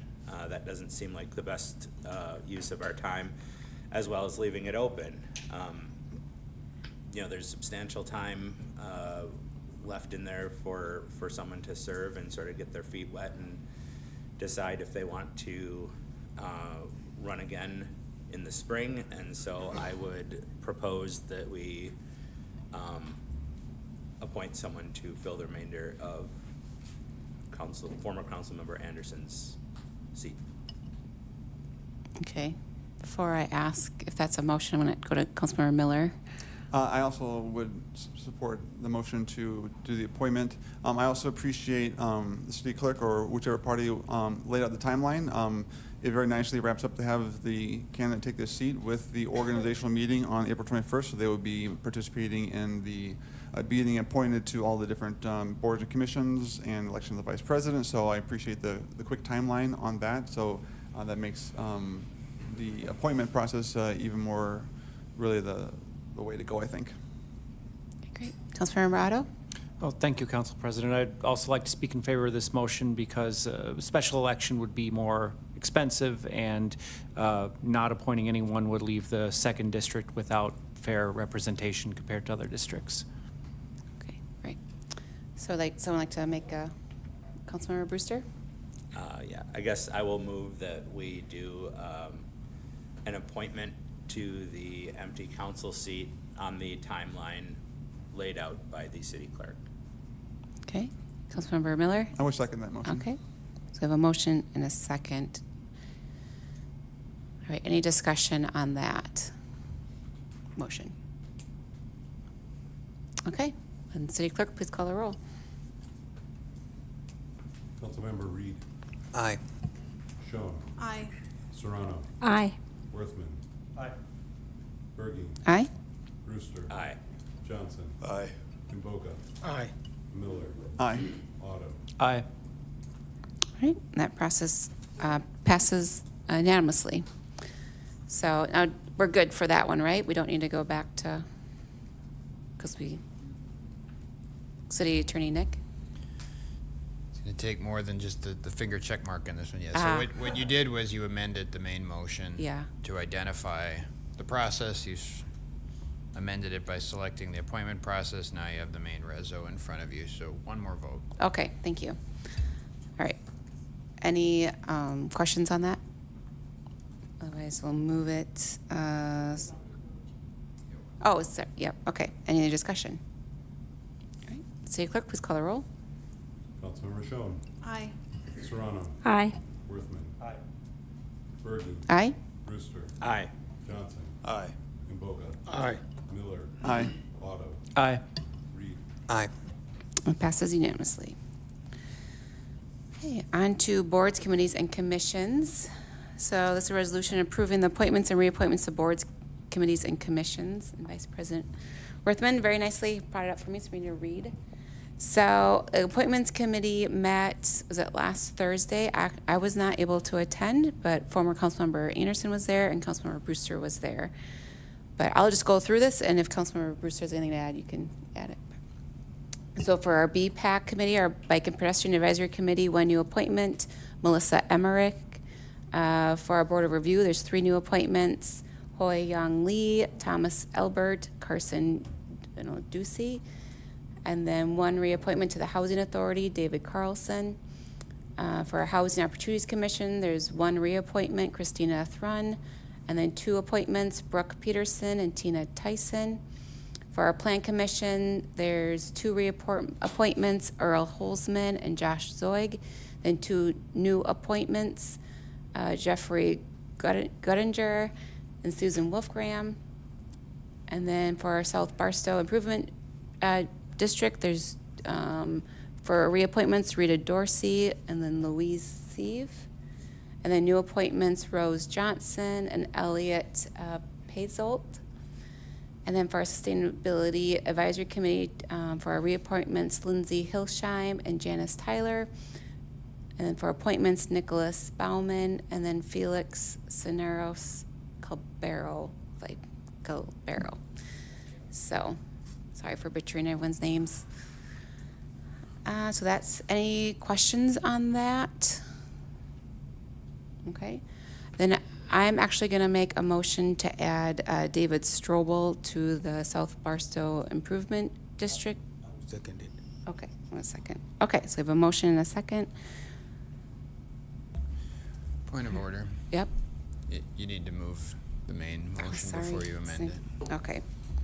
So motion by Councilmember Johnson, second by Councilmember Brewster. So the overall is moved.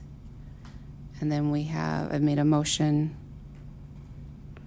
to add David Strobel, and seconded by Councilmember Mboga. So now we will vote, any discussion on that? On the amendment? My brain is not working, sorry.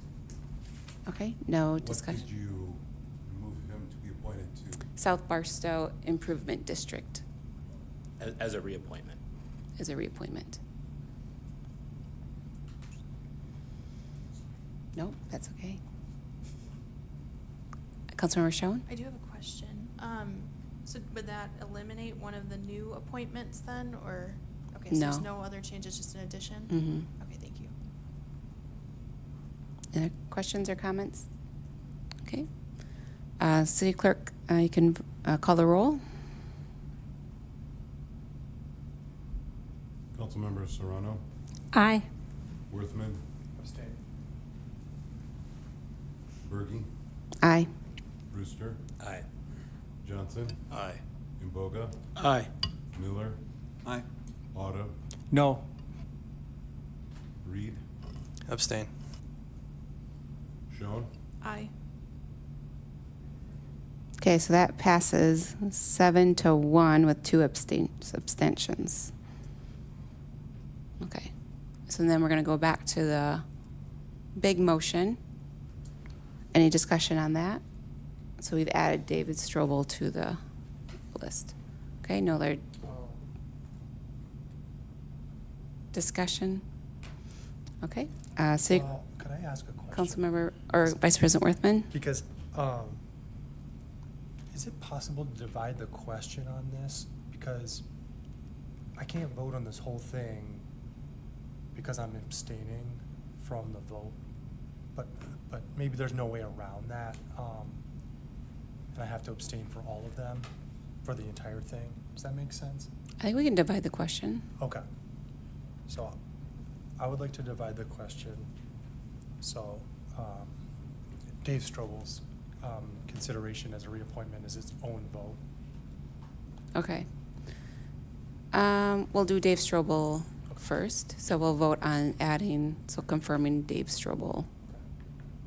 Right? Okay. So any discussion on that? All right. City Clerk, please call the roll. Councilmember Worthman, Abstain.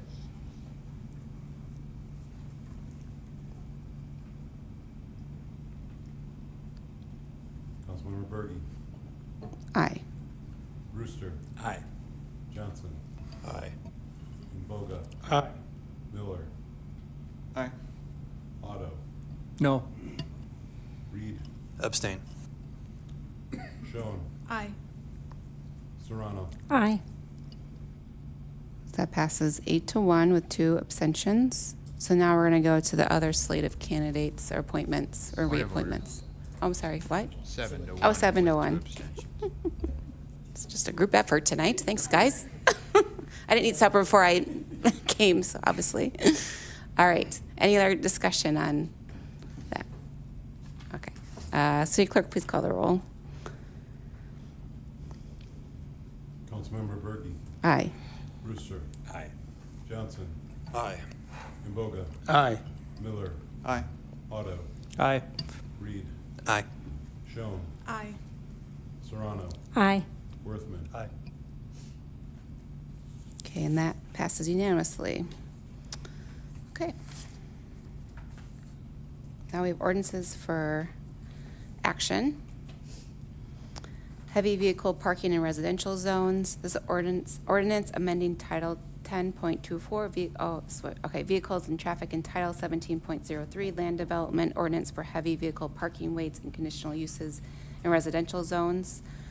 Mr. Noel.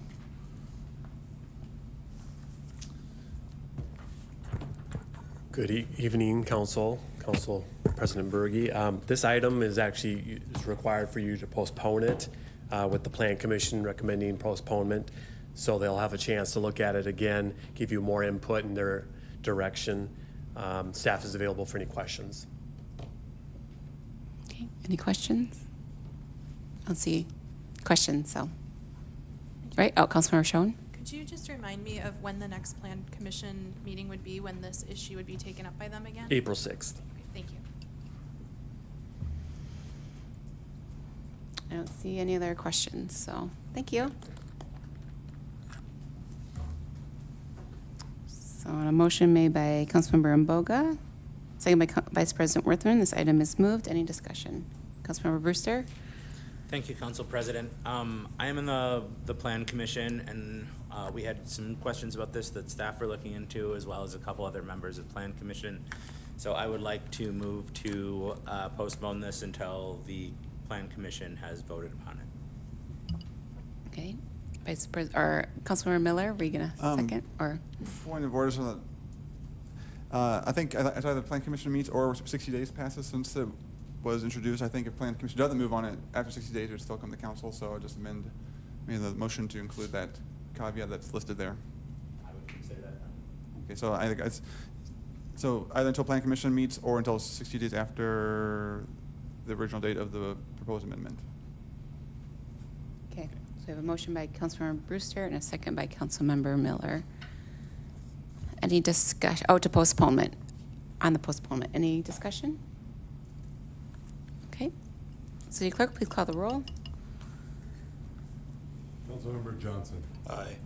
Imboga. Aye. Miller. Aye. Otto. Aye. Reed. Aye. Schoen. Aye. Serrano. Aye. Worthman. Aye. Berge. Aye. Brewster. Aye. That postponement passes unanimously. Okay, then we have parking restrictions near Robbins Elementary. This is an ordinance amending Table 9 entitled Parking During Specified Hours of the Code of Ordinances of the City of Eau Claire to add parking restrictions near Robbins Elementary School and East Hamilton Avenue and Hastings Way, East Frontage Road, in response to concerns received about pedestrian and traffic safety. Director Ness? Good evening again. I did not have any additional follow-up questions after last night's meeting, and I can take any questions if there are any. I don't see any questions, so thanks.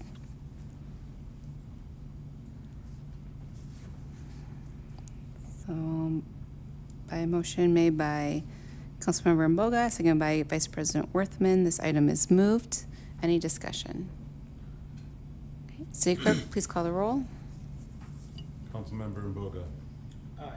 Miller. Aye. Otto. Aye. Reed. Aye. Schoen. Aye. Serrano. Aye. Worthman. Aye. Berge. Aye. Brewster. Aye. Johnson. Aye. That passes unanimously. Next, we have a parking restrictions on Davis Avenue and Summit Street. Ordinance amending Table 9 entitled Parking Prohibited of the Code of Ordinances of the City of Eau Claire to add parking restrictions on Davis Avenue and Summit Street for increased traffic safety. Director Ness? I'm available for questions if there are any. Councilmember Miller? Thank you, Council President. Director Ness, I did have a question. You mentioned this last night, and I think asking time. So in the actual ordinance, there's Davis Avenue, Summit Street, which is the intersection, and then Hamilton Avenue East, Pine Lodge Road, 209 feet west. What does that have to Yep, concerned that's a existing section on the south side near Robbins Elementary that is identified as no parking and signed as no parking right now. It was discussed previously with the site plan of the apartments at that location, but hadn't been entered into the code of ordinance yet, so it's just catching that Tidying at up. this time. Okay, thank you. Great. I don't see any other questions, so thanks. So by motion by Councilmember Miller, second by Councilmember Schoen, this item is moved. Any discussion? Okay. Seeing none, City Clerk, please call the roll. Councilmember Miller. Aye. Otto. Aye. Reed. Aye. Schoen. Aye. Serrano. Aye. Worthman. Aye. Bergy. Aye. Brewster. Aye. Johnson. Aye. Imboga. Aye.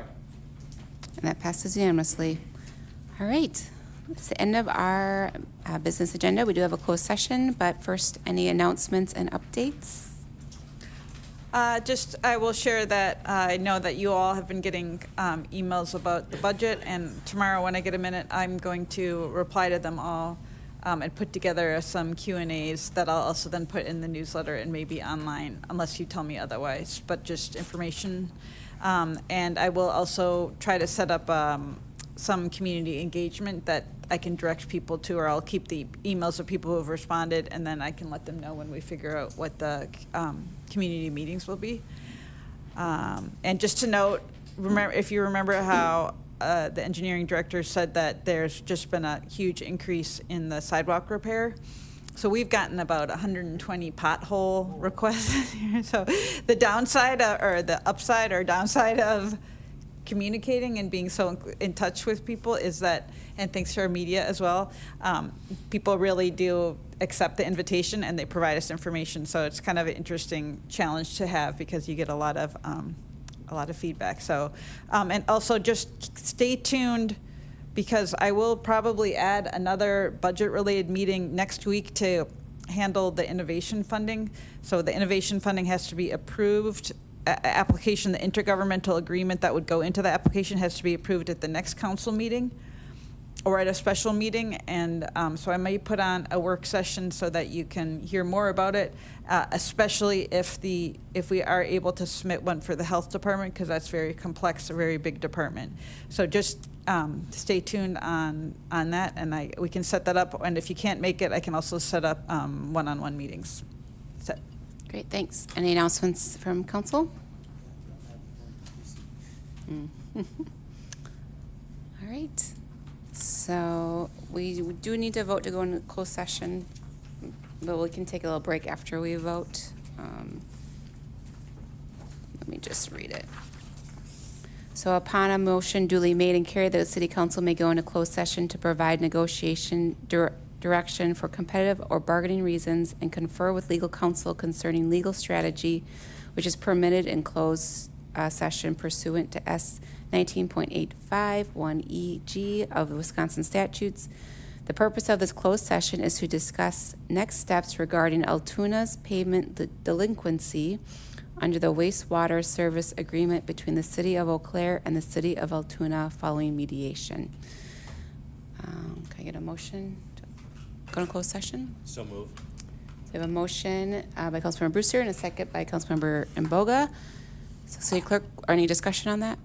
Okay, City Clerk, please call the roll. Councilmember Otto. Aye. Reed. Aye. Schoen. Aye. Serrano. Aye. Worthman. Aye. Bergy. Aye. Brewster. Aye. Johnson. Aye. Imboga. Aye. Miller. Aye. Okay, we'll go into closed session. That passes unanimously.